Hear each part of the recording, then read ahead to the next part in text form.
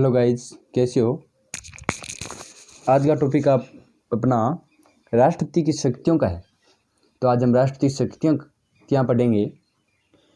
जैसा कि आपको पता है, राष्ट्रपति की शक्तियाँ दो प्रकार की होती है।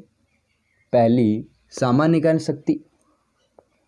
शक्तियाँ दो प्रकार की होती है। पहली सामान्यकालीन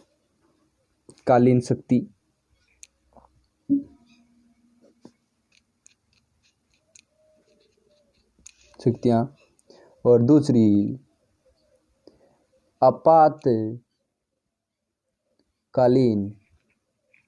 या संकटकालीन शक्तियाँ।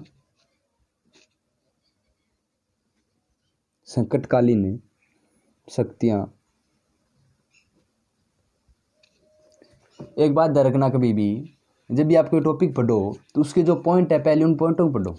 पॉइंट पढ़ने के बाद पॉइंट को विस्तृत रूप से पढ़ना चाहिए। तो हमने देखा कि राष्ट्रीय शक्तियाँ दो प्रकार की है। एक सामान्यकालीन शक्ति है, दूसरी आपातकाल शक्ति है। तो पहले मैं सामान्यकालीन की शक्तियों में जो राष्ट्र के पास शक्तियाँ हैं उनको मुख्य मुख्य बातें पढ़ेंगे, उसके बाद उनको विस्तृत रूप से पढ़ेंगे। तो सामान्यकालीन शक्तियाँ, अगला टॉपिक है सामान्यकालीन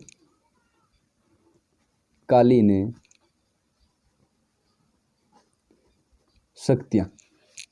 और सामान्यकालीन शक्तियों में है जो पहली शक्ति है, वो शक्ति कौन सी है? कार्यपालिका शक्ति। पहली शक्ति कौन सी है? कार्यपालिका। पहली शक्ति कार्यपालिका शक्ति। और दूसरी इसकी जो शक्ति है वो शक्ति है विधायी शक्ति।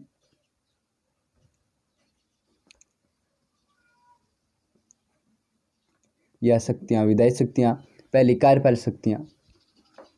और तीसरी जो शक्ति है वह शक्ति है न्यायिक या न्याय संबंधी शक्तियाँ। न्यायिक शक्तियाँ।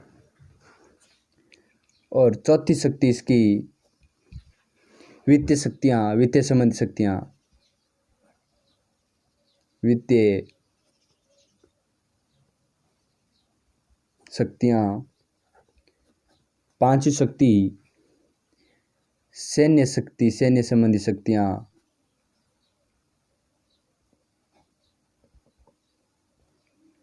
और छठी शक्ति राजनीतिक शक्ति।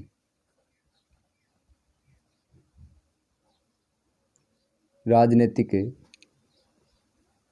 शक्तियाँ। ये 6 शक्तियाँ राष्ट्रपति की सामान्यकालीन शक्तियों में आती है। मुख्य राष्ट्रपति की सामान्यकालीन शक्तियों में पहली शक्ति कार्यपालिका शक्ति है, दूसरी विधायी शक्ति है, और तीसरी न्यायिक शक्ति है, चौथी वित्तीय शक्ति है, पांचवी सैन्य शक्ति है, और छठी राजनीतिक शक्ति है। तो हम पहले सामान्यकाल शक्तियों को पढ़ेंगे, और सामान्यकाल शक्तियों को पढ़ेंगे तो उनमें सबसे पहली शक्ति अपनी कौन सी आती है? सबसे पहली शक्ति अपनी है कार्यपालिका संबंधी शक्ति। कार्यपालिका शक्तियाँ। पहली शक्ति कौन सी है? कार्यपालिका शक्तियाँ। और जैसा कि जब हम राष्ट्रपति पढ़ रहे थे सबसे पहले, तो हमने पढ़ा था कि अनुच्छेद 53 के अनुसार समस्त कार्यपालक शक्तियाँ राष्ट्रपति में निहित होगी। यानी अनुच्छेद 53 के अनुसार समस्त कार्यपालिक शक्तियाँ, समस्त कार्यपालिका शक्ति किस में निहित होती है? राष्ट्रपति में निहित है। राष्ट्रपति में निहित है। हमने पढ़ा था पहले भी, अनुच्छेद 53 के अनुसार समस्त कार्यपालक शक्तियाँ किस में निहित है? राष्ट्रपति में निहित है। ठीक है। उसके बाद देखो अनुच्छेद 77 क्या कहता है? अनुच्छेद 77 ये कहता है कि भारत सरकार के समस्त कार्यपालिका कार्य राष्ट्रपति के नाम से ही किए जाने। यानी अनुच्छेद 77 ये कहता है कि भारत सरकार कोई भी विधि, नियम, कानून बनाए वो सभी विधि नियम कानून राष्ट्रपति के नाम से होंगे और राष्ट्रपति के ही द्वारा निर्णय लिया जाएगा या उन्हीं के हस्ताक्षर के बाद वो कानून बनेंगे। तो अनुच्छेद 77 क्या कहता है, देखो लिखो अनुच्छेद 77। अनुच्छेद 77 ये कहता है भारत सरकार के समस्त कार्यपालिका कार्य राष्ट्रपति के नाम से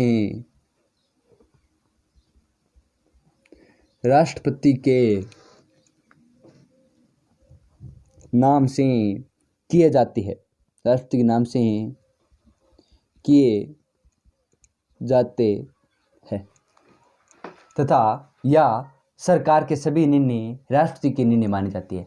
यानी सरकार ने कोई भी निर्णय लिया हो, सरकार ने कोई भी कानून बनाया हो, जैसे मान लो अभी पीछे बीजेपी की सरकार है 2020 में अभी जो कानून लेके आई थी ये एनआरसी वाला, तो वो एनआरसी बिल लेके लोकसभा में लेके आए थे, बीजेपी की सरकार के द्वारा लेके आए गए थे, परंतु वो कानून राष्ट्रपति के द्वारा बनाया गया, राष्ट्रपति के नाम से माना गया। यानी समस्त निर्णय कोई भी सरकार निर्णय लेगी वो राष्ट्रपति के द्वारा लिया गया निर्णय माना जाएगा। तो आप एक बात इसमें यह भी लिख सकते हो कि सरकार के सभी निर्णय राष्ट्रपति के निर्णय माने जाते हैं। दूसरी बात आप इसमें ये लिख सकते हो कि सरकार के समस्त निर्णय या सभी निर्णय राष्ट्रपति के निर्णय माने जाएंगे, राष्ट्रपति के निर्णय माने जाते हैं। समस्त निर्णय किससे माना जाता है, राष्ट्रपति के माने जाते हैं। ये तो बात अनुच्छेद 77 की थी।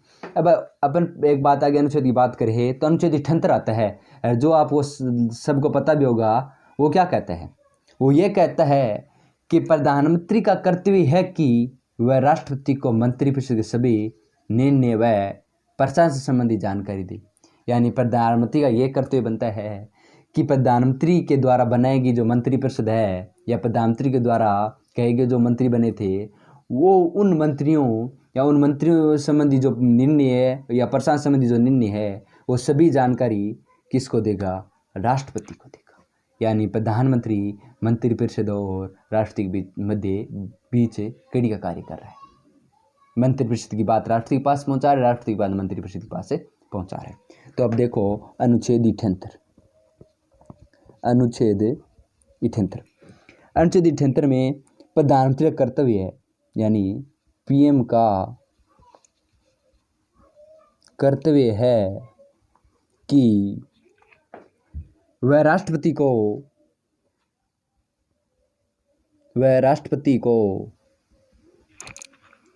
मंत्रिपरिषद के सभी निर्णय व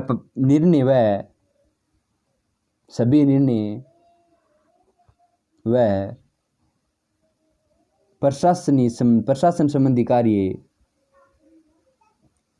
संबंधी जानकारी दे।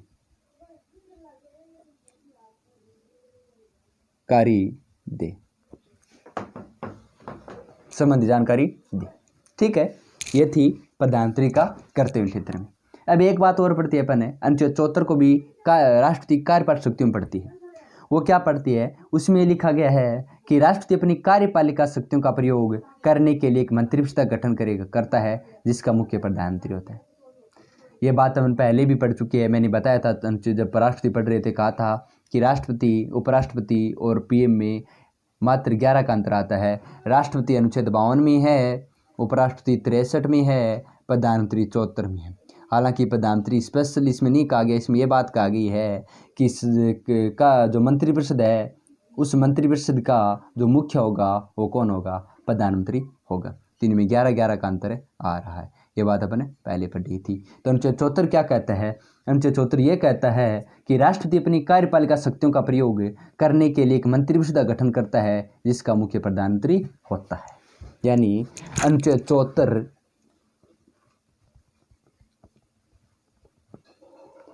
राष्ट्रपति अपनी कार्यपालिका का कार्यपालिका शक्तियों का प्रयोग करने के लिए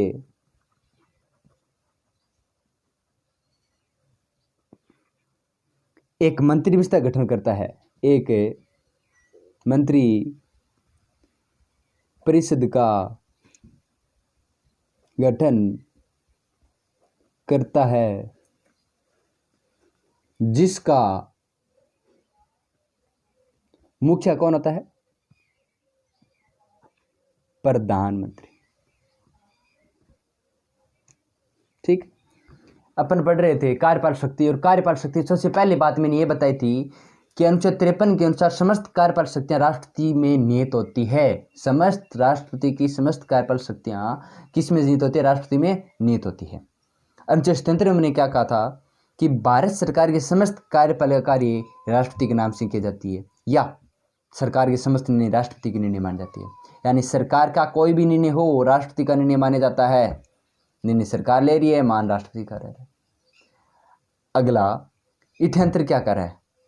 प्रधानमंत्री कर्तव्य बताया गया था। अनुच्छेद 78 में प्रधानमंत्री कर्तव्य बताया गया कि प्रधानमंत्री का कर्तव्य ये है कि जो मंत्रिपरिषद है या जो प्रशासनिक संबंधी कार्य जानकारी है वो राष्ट्रपति को कौन देगा? प्रधानमंत्री देगा। और अब अंतिम रूप से अनुच्छेद 74 पढ़ा, और अनुच्छेद 74 में मैंने क्या कहा? अनुच्छेद 74 में मैंने ये कहा कि राष्ट्रपति के द्वारा कार्यपालिका शक्तियों का प्रयोग करने के लिए एक मंत्रिपरिषद का गठन किया जाएगा, और जिस मंत्रिपरिषद का गठन करेगा उस मंत्रिपरिषद गठन का मुखिया कौन होगा? प्रधानमंत्री होगा। ये बात मैंने अभी बताई है। अब जो अगला पढ़ रही है उसमें हम ये पढ़ेंगे कि राष्ट्रपति की किन किन अधिकारी नियुक्ति कर सकता है। ये अधिकारी की नियुक्ति भी राष्ट्रपति कार्यपालक शक्ति में आती है। तो अगला अपनी इसी में नोट पढ़ रही है, वो जो नोट क्या है?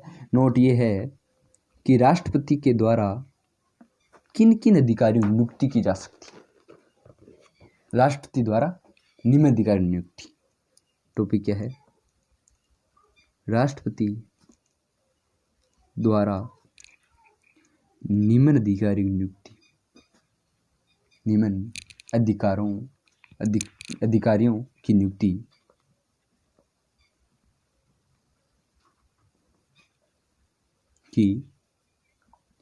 नियुक्ति ध्यान देना इस बात पर।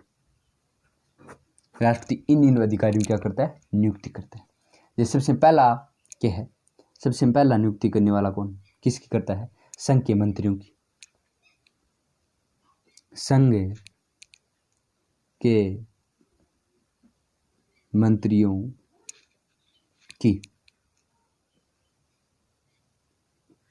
की और दूसरी किसी करता है? राज्यों के राज्यपाल की। समस्त राज्यों के राज्यपाल नियुक्ति कौन करता है? राष्ट्रपति करता है। और समस्त संघ के मंत्रियों की नियुक्ति कौन करता है? राष्ट्रपति करता है। ध्यान रखना, राज्यों के राज्यपाल है उनकी नियुक्ति होती है, ना कि निर्वाचन होता है। राज्यपाल की नियुक्ति, राज्यों के राज्यपाल की नियुक्ति। अगला उच्चतम व उच्च न्यायालयों के न्यायाधीशों की नियुक्ति। उच्चतम व उच्च न्यायालयों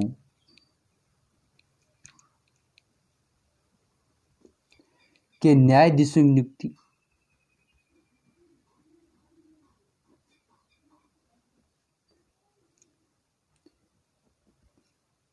भारत के नियंत्रण मालिक परीक्षक की नियुक्ति यानी केग।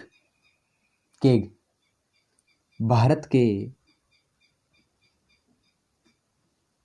नियंत्रण व महालेखा परीक्षक की नियुक्ति।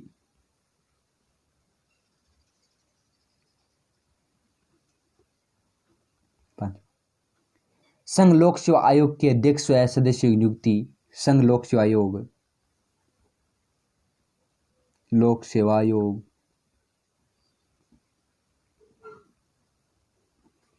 के अध्यक्ष व सदस्य की नियुक्ति।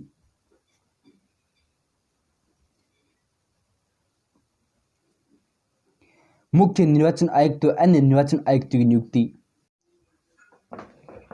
मुख्य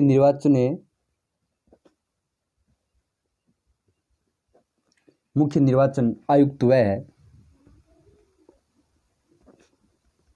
अन्य सदस्य।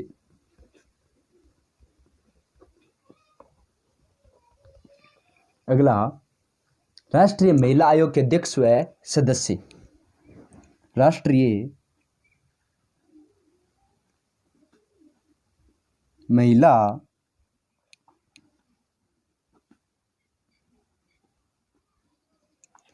आयोग के अध्यक्ष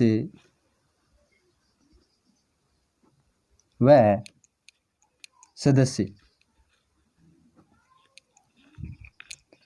अगला, संघ के राज्य क्षेत्रों के राज्यपाल व प्रशासक यानी मुख्यमंत्री।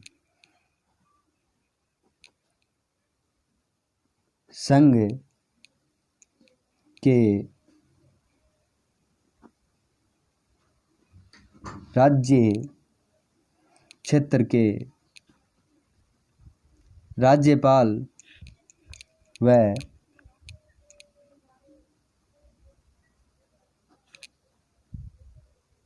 मुख्यमंत्री। अगला, वित्त आयोग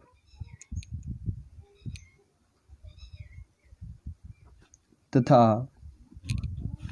राजभाषा आयोग के अध्यक्ष। राजभाषा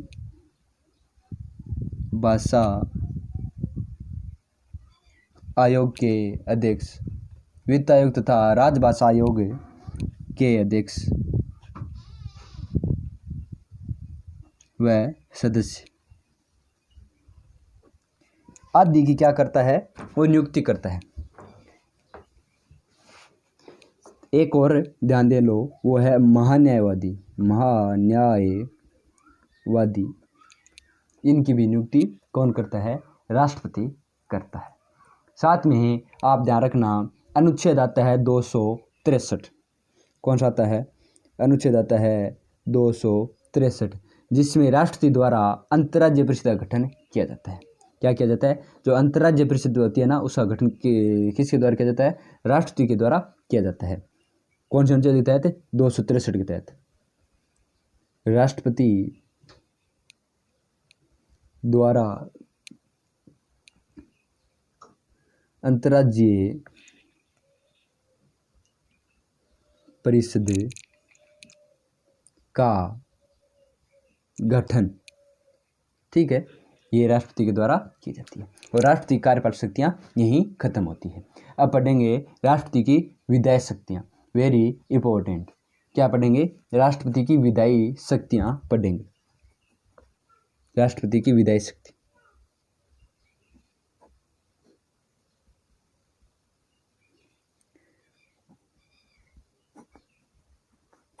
राष्ट्रपति की विधायी शक्ति। और आपको पता होगा कि भारत जो संघीय कार्यपालिका है, उसका संवैधानिक प्रमुख कौन होता है, राष्ट्रपति होता है। और संवैधानिक प्रमुख होने के साथ साथ ये क्या होता है, संसद का अभिन्न अंग भी होता है। यानी विधायी शक्ति मैंने बताया था व्यवस्थापिका में, तो संसद का अभिन्न अंग भी राष्ट्रपति होता है। संवैधानिक प्रमुख होने के साथ साथ संसद का अंग भी होता है। हम क्या कहते हैं, राष्ट्रपति राष्ट्राध्यक्ष होता है, भारत का प्रथम नागरिक होता है। तो ध्यान रखना, क्या है, राष्ट्रपति संवैधानिक प्रमुख होने के साथ साथ संसद का अभिन्न अंग है। राष्ट्रपति संवैधानिक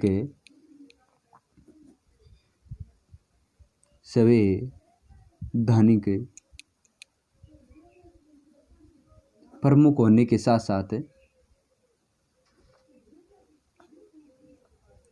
साथ संसद का अभिन्न अंग के साथ संसद का अभिन्न अंग है, संसद का अभिन्न है। ठीक है। और ध्यान रखना, जिसके कारण राष्ट्रपति संसद का अधिवेशन बुलाता है तथा सत्रावसान भी करता है। राष्ट्रपति के द्वारा संसद का क्या कराया जाता है? अधिवेशन बुलाया जाता है, बुलाया जाता है तथा सत्रावसान भी, सत्रावसान की घोषणा करता है। यानी राष्ट्रपति की विधायी शक्ति में क्या है?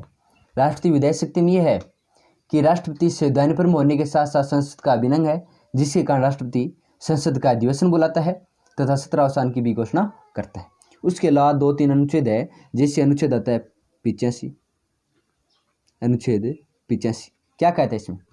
लोकसभा को उसकी नियत अवधि के पूर्व भंग करना, यानी लोकसभा के जो पूर्व अवधि है उसे पहले भंग कर सकता है। क्या है? लोकसभा को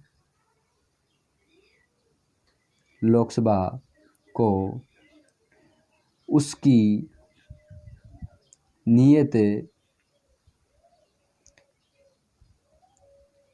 अवधि के पूर्व भंग करता है, कर सकता है, कर सकता है।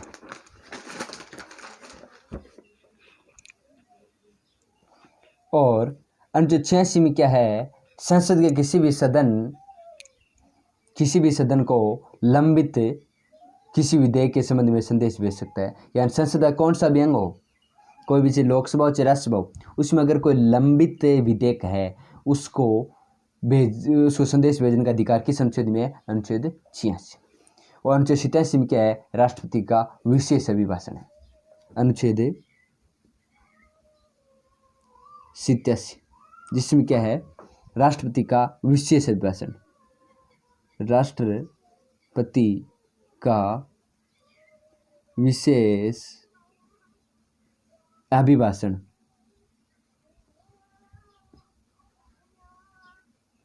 राष्ट्रपति का विशेष अभिभाषण। ठीक है। और अनुच्छेद 331 में क्या है? जिसके तहत राष्ट्रपति लोकसभा में 2 आंगन भारतीयों को क्या करता है? मनोनीत करता है, जबकि राज्यसभा में 12 सदस्य मनोनीत किस अनुच्छेद तहत करता है? वो करता है 80। तो थोड़ा सा उसे भी ध्यान दे लो। क्या है? अनुच्छेद 331 जिसमें क्या है? राष्ट्रपति द्वारा लोकसभा में 2 आंगन भारतीयों को मनोनीत, 2 आंगन भारतीयों को मनोनीत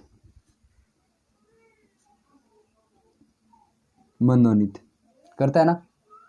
और राज्यसभा में जो 12 सदस्य मनोनीत करता है वो किस अनुच्छेद तहत करता है? अनुच्छेद 80(1) के तहत।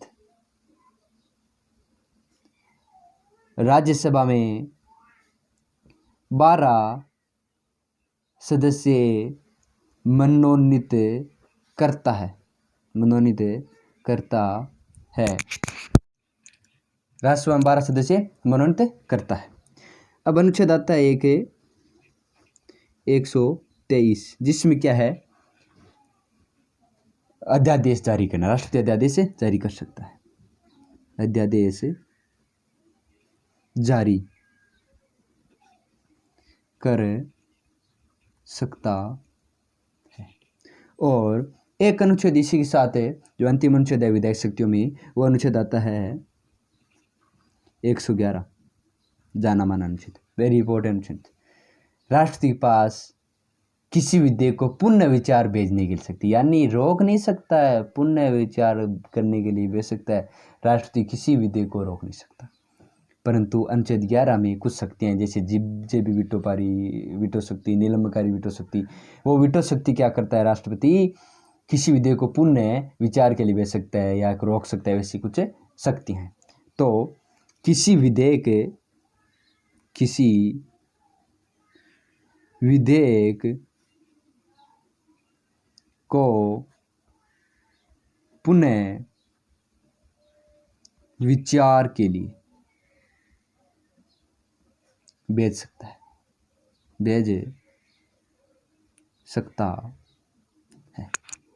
एक बात ध्यान रखना, नोट लिखा रहा हूँ, वेरी इंपॉर्टेंट नोट है। वो नोट ये है, धन विधेयक व संविधान शोधन विधेयक को राष्ट्रपति पुनः विचार के लिए नहीं भेज सकता, और सभी विधेयक वापस भेज सकता है, परंतु दो विधेयक ऐसे, एक धन विधेयक और संविधान शोधन विधेयक है, जिसके राष्ट्रपति वापस से पुनः विचार के लिए नहीं भेज सकता, तो ध्यान देना कि धन विधेयक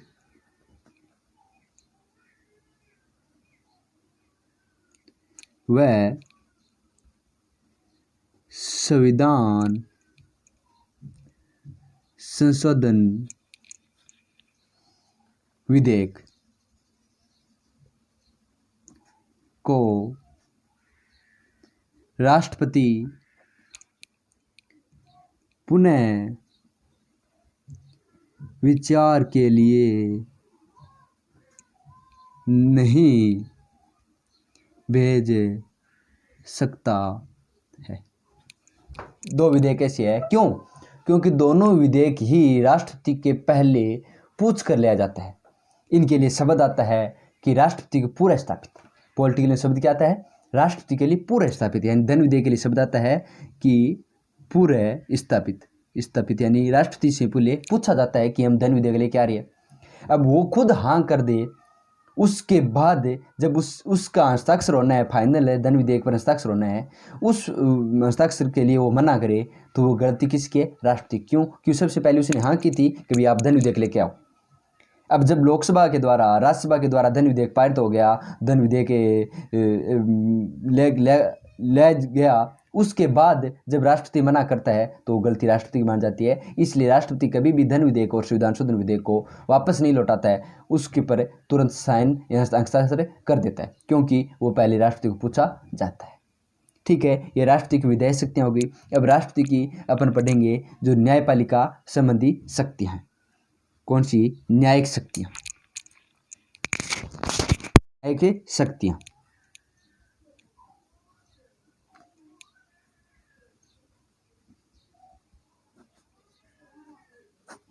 जैसा कि आपको पता होगा कि जब हम नीति निर्देश तत्व पढ़ रहे थे, उनमें अनुच्छेद 50 पढ़ा था। अनुच्छेद 50 में हमने क्या कहा था? अनुच्छेद 50 में हमने ये कहा था कि न्यायपालिका को कार्यपालिका से हमने क्या किया है? पृथक किया है। किससे? न्यायपालिका को कार्यपालिका से पृथक कर रखा है। न्यायपालिका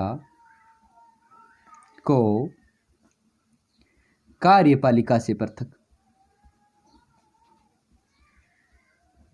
और अनुच्छेद कौन सा है? पृथक कर रखा है। और अनुच्छेद कौन सा है आपको? 50। अनुच्छेद 50 में न्यायपालिका को कार्यपालिका से पृथक किया गया है। और राष्ट्रपति के पास एक अनुच्छेद आता है, जो अनुच्छेद आता है 72, उसमें क्या है? क्षमादान शक्ति है। क्षमादान की शक्ति। और क्षमादान शक्ति कैसी है? वह शक्ति इस प्रकार से है कि राष्ट्रपति किसी मान लो मृत्युदंड है, उसको क्या कर सकता है? कम भी कर सकता है, या उससे जैसे कोई मान लो उम्र कैद है उसको कम कर सकता है। ये राष्ट्रपति के पास शक्ति है। और इसी के साथ राज्यपाल के पास भी क्षमादान शक्ति आती है। वो कौन सा अनुच्छेद आता है? वो अनुच्छेद आता है 161। 161 में राज्यपाल के पास क्षमादान शक्ति है। राज्यपाल के पास क्या है? क्षमादान शक्ति है। ठीक है, परंतु ध्यान रखना, राज्यपाल के पास मृत्युदंड को क्षमा करने की शक्ति नहीं है। राज्यपाल केवल किसी शक्ति है, कोई अपराध है उसको कम कर सकता है या थोड़ी बहुत शक्ति है, परंतु क्षमादान शक्ति नहीं है। एक बात ध्यान रखना, राष्ट्रपति कोर्ट मार्शल के दंडादेश के मामले में क्षमादान शक्ति प्राप्त है, परंतु राज्यपाल को भी नहीं है। राष्ट्रपति पास क्षमादान शक्ति कोर्ट मार्शल में भी है, परंतु राज्यपाल के पास नहीं है। और राष्ट्रपति जो न्यायालय से परामर्श लेता है, वो कौन सा अनुच्छेद आता है? 143 आता है। राष्ट्रीय अनुच्छेद 143 रहते न्यायालय से परामर्श ले सकता है। ठीक है, अगली शक्ति अपने पास कौन सी है? वित्तीय शक्ति है। राष्ट्रपति की अगली शक्ति कौन है? जिसमें क्या है? धन विधेयक, और धन विधेयक राष्ट्रपति के पूर्व स्थापित किया जाता है। धन विधेयक को राष्ट्रपति से पहले पूछा जाता है। ठीक है, पहले पूछा जाता है। और आकस्मिक निधि भी राष्ट्रपति के सिफारिश में होता है। आकस्मिक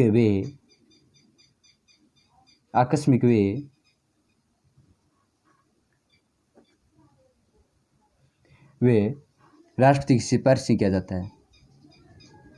राष्ट्रपति के सिफारिश से।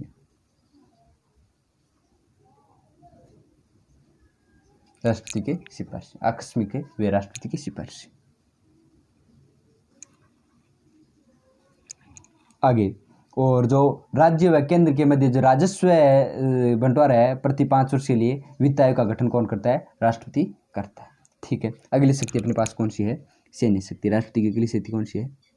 सैन्य शक्ति।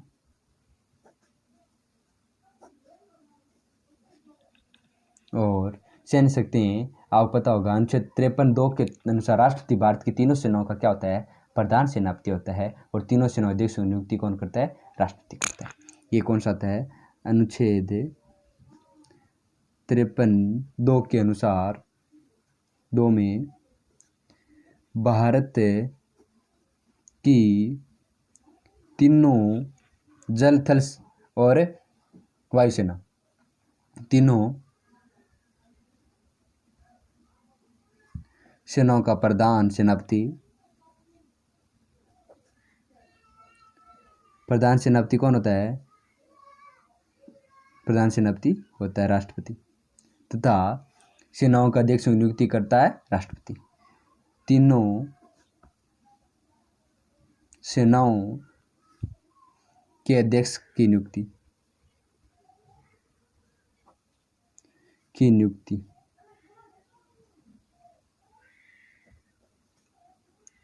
करता है।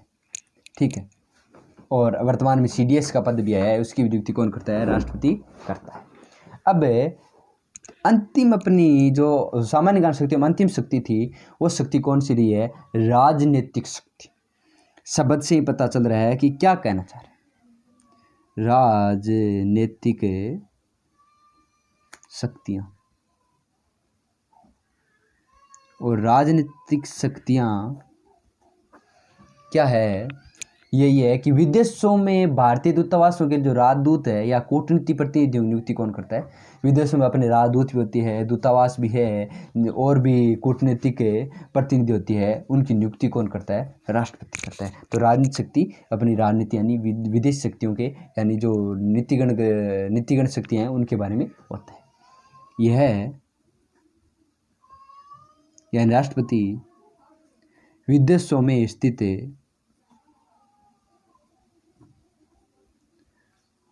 भारतीय दूतावास या दूतावासों के लिए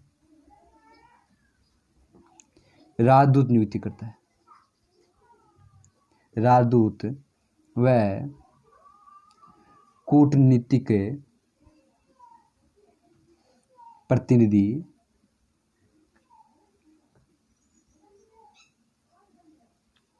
की नियुक्ति करता है।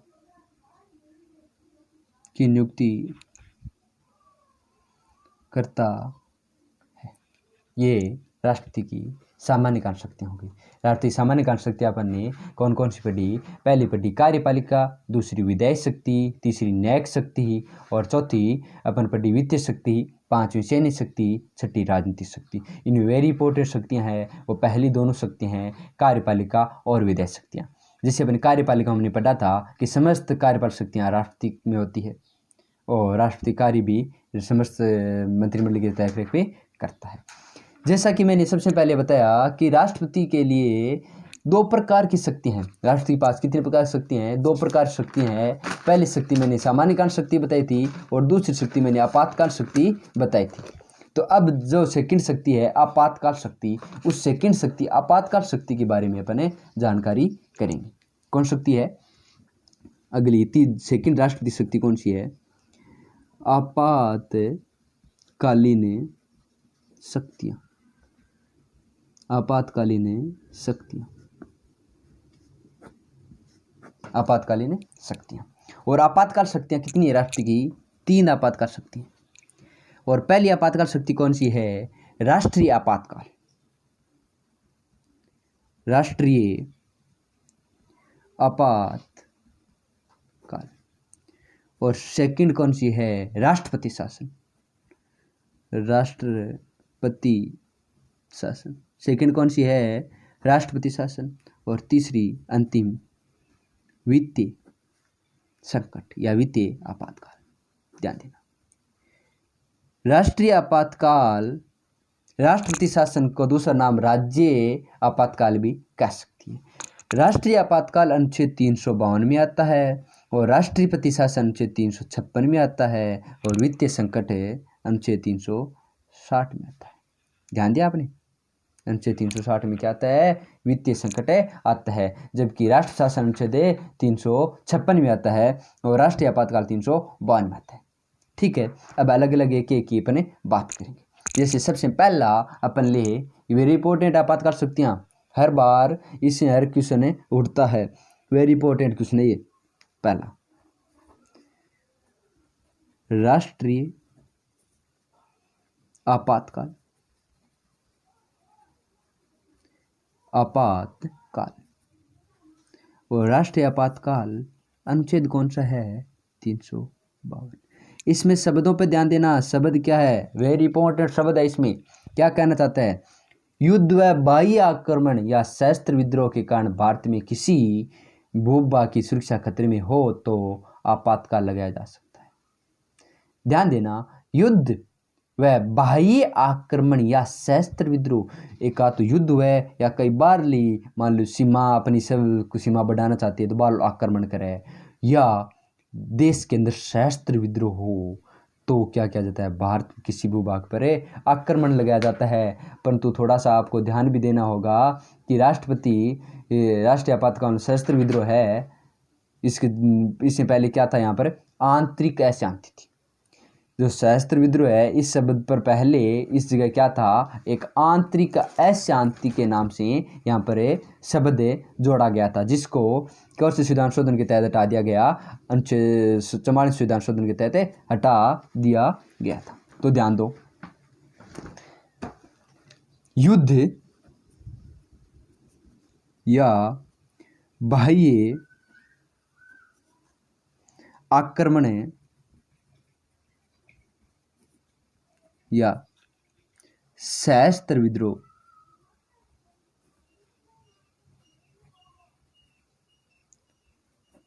विद्रोह के कारण भारत व किसी भूभाग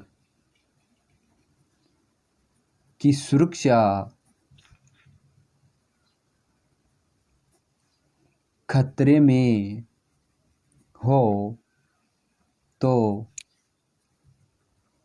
आपातकाल लगाया जा सकता है। आपातकाल लगाया जा सकता है। ठीक है, अब आगे देखो सेकेंड लाइन क्या है? यह एक बार में 6 माह तक लागू रह सकता है और अधिकतम 3 वर्ष तक लगाया जा सकता है। ध्यान रखना, राष्ट्रीय आपातकाल संसद के बिना अनुमोदन के एक बार में 6 माह तक लागू रह सकता है। उसके बाद संसद के अनुमोदन के बाद यह अधिकतम कितने वर्ष तक रह सकता है? 3 वर्ष तक रह सकता है। और अब तक राष्ट्रीय आपातकाल कितनी बार लगा है? अब तक राष्ट्रीय आपातकाल 3 बार लगा है। ध्यान रखना, ठीक है।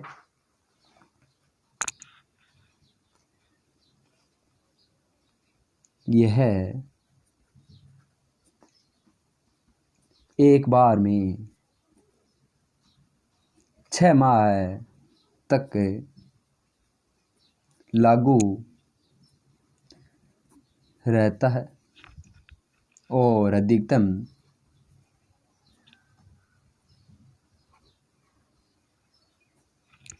3 वर्ष तक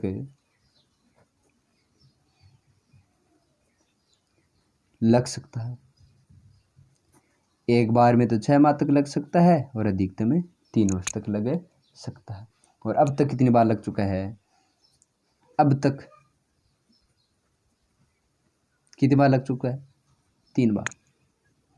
अब तक राष्ट्रीय आपातकाल कितनी बार लग चुका है? 3 बार लग चुका है। और कब लगा था? पहला लगा था अक्टूबर 1962 में लगा था और ख़त्म हुआ था जनवरी 1968 में।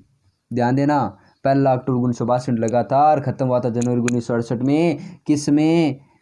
चीन के आक्रमण के समय। चीन के आक्रमण के समय। और दूसरा कब लगा था? दूसरा आपको याद होगा, दूसरा लगा था दिसंबर 1971 में। कब लगा था? दिसंबर 1971 में। और ख़त्म कब हुआ था? मार्च 1977 में।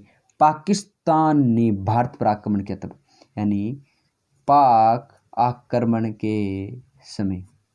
और तीसरा लगा था, वो लगा था जनवरी 1975 में और ख़त्म हुआ था मार्च 1977 में। हालांकि जून में माना जाता है, जनवरी में नहीं है। जून 1975 में लगा था और ख़त्म हुआ था मार्च 1977 में। यानी दूसरा और तीसरा आपातकाल साथ में ख़त्म हुए थे। यानी पहला दूसरा आपातकाल लगा हुआ था, उस आपातकाल के तुरंत बाद वो ख़त्म ही नहीं हुआ था और तीसरा आपातकाल लगा दिया था। पहला आपातकाल लगा था 1962 में और 1968 में ख़त्म हुआ था, जो चीन के आक्रमण के समय लगा था। और दूसरा आपातकाल लगा था 1971 में, ख़त्म हुआ था 1973 में और पाकिस्तान आक्रमण के समय। और जो तीसरा आपातकाल है वो आंतरिक अशांति के नाम पर लगा था, जिसके कारण, ध्यान देना, तीसरा आपातकाल लगा आंतरिक अशांति के, जिसके कारण इस आंतरिक अशांति शब्द को 44वां संविधान शोधन हुआ था 1978 में। उसमें हटाकर क्या कर दिया? इसकी जगह रख दिया गया सशस्त्र विद्रोह। मैंने पहले बता चुका हूँ, क्या बताया था? सशस्त्र विद्रोह।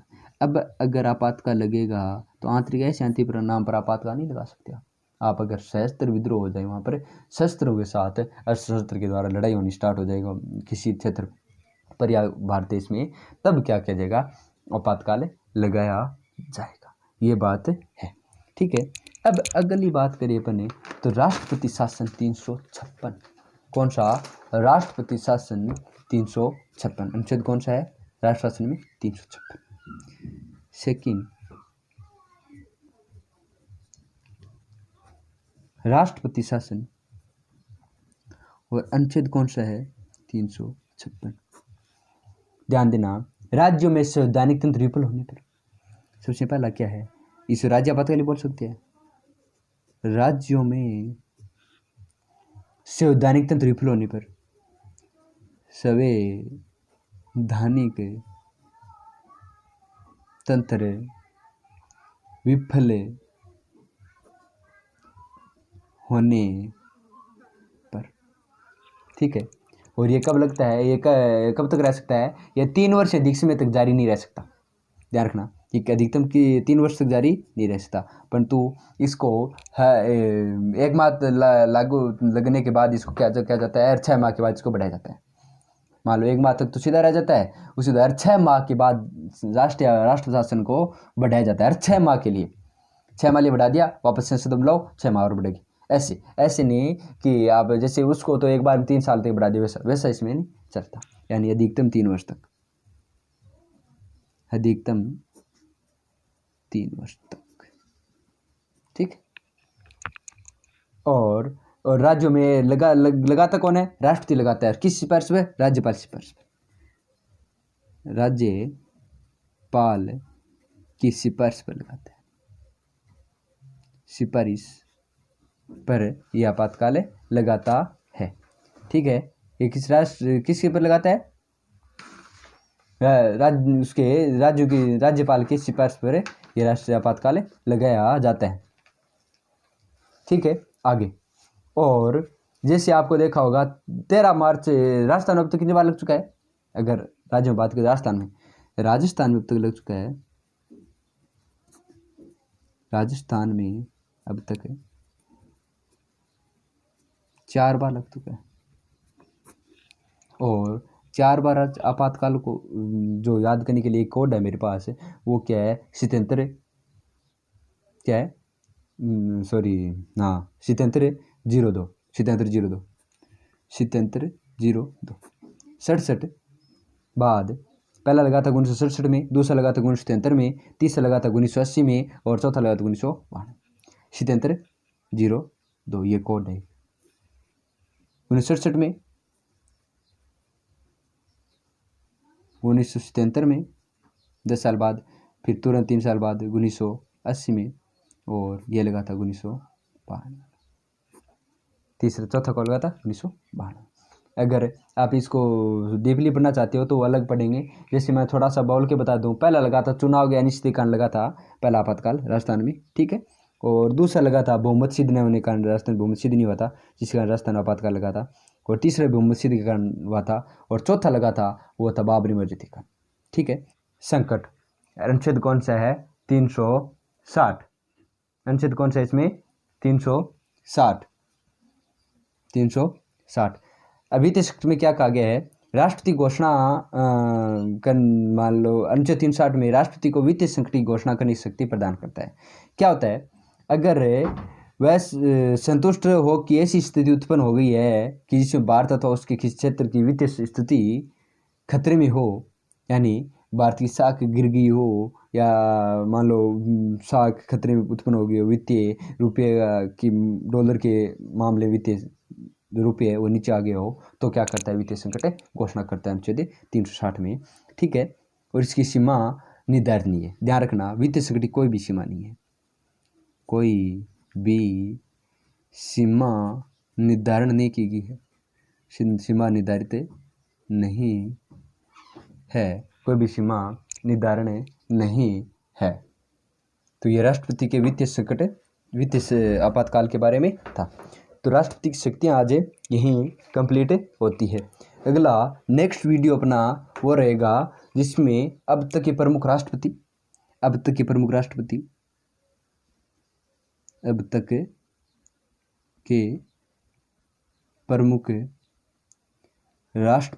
अगली वीडियो में आएगा। और उसी के साथ जो विधेयक है, मैंने विधेयक के बारे में बात की थी, जैसे मैंने कहा था पूरा स्थापित किया जाता है। तो विधेयक कितने प्रकार का होता है और पहले प्रस्तुत कहाँ किया जाता है और विधेयक को कौन कौन प्रस्तुत किया जाता है, वो भी अगले वीडियो में आएगा। अगर विधेयक का वीडियो आपने देख लिया तो आप विधेयक कभी भी नहीं भूलोगे, ठीक है। जय हिंद, जय भारत।